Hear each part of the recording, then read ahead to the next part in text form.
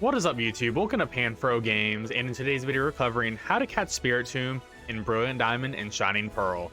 And there are actually a couple of ways of starting the Spiritomb quest, as you need to get the Odd Keystone to start the Spiritomb quest.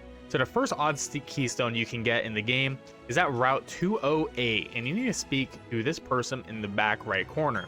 I already spoken to them and received the Odd Keystone, but once you receive it and talk to them again, they'll tell you to go to Route 209, head to the Grand Underground, listen to the Stone Pillar. So that is our side quest hints here.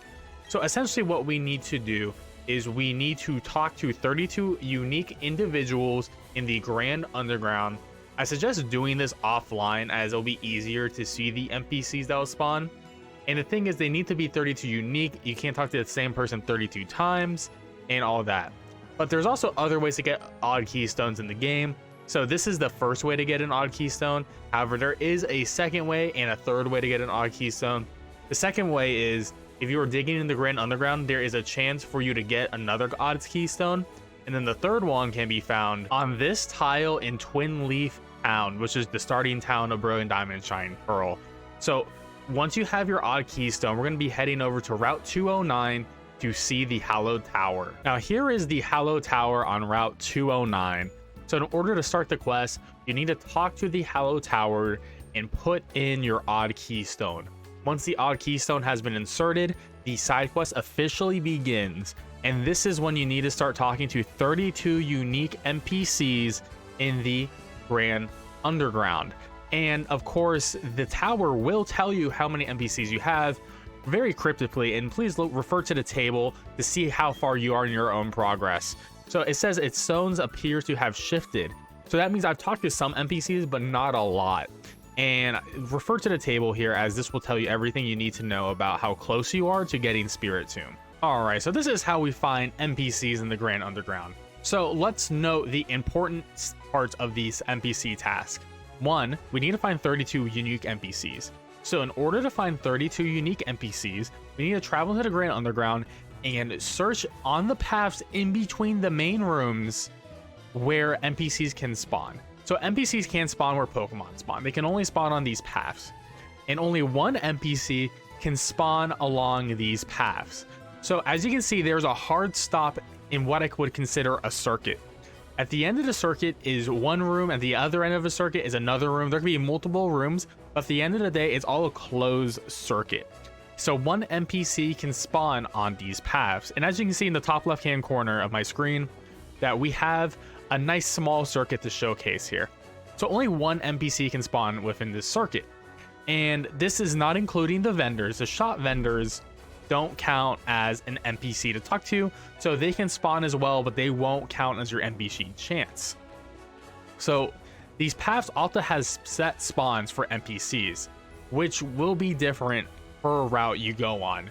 So let's see. So I find one right here, right? So I found Ariande, so that's great. So that is one unique NPC out of my 32 that I need. So the thing is, we can keep resetting this route by going into a room and then coming back, and sometimes a rare NPC will spawn. So for today, she'll be spawning here. However, there is a chance that another NPC will spawn. I'm not sure what the odds are of the rare NPC, but it does make your life a lot easier if you can get one rare NPC to spawn, because that means you got 2 NPCs per path set, which means a lot less looking for you.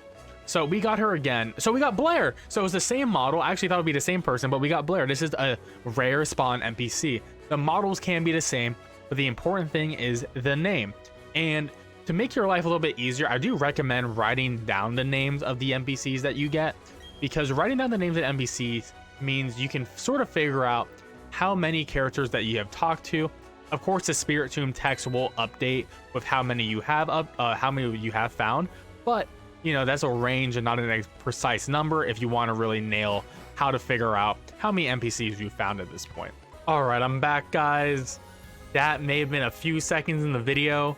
That took me about 3 to 4 hours IRL just to do this Spiritomb quest. So I will emphasize again, yes, you can do this after beating the second gym.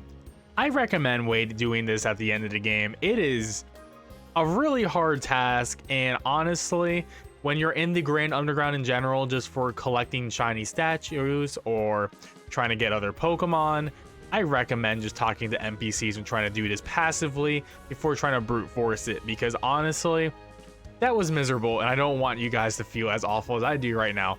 But it is worth it because the fruits of our labor is here, and now we got Spiritomb. And Spiritomb can be shiny. This is a static encounter, which means I can soft reset my game, which there's no such thing as a real soft reset. It's just turn off the game, then reload it, so you can try to shiny hunt this. It's a beautiful shiny. I think it is worth shiny hunting. However, if you want to complete the national dex, you are going to need one of these, and this is the only way to catch Spiritomb, unless, you know, someone trades you one.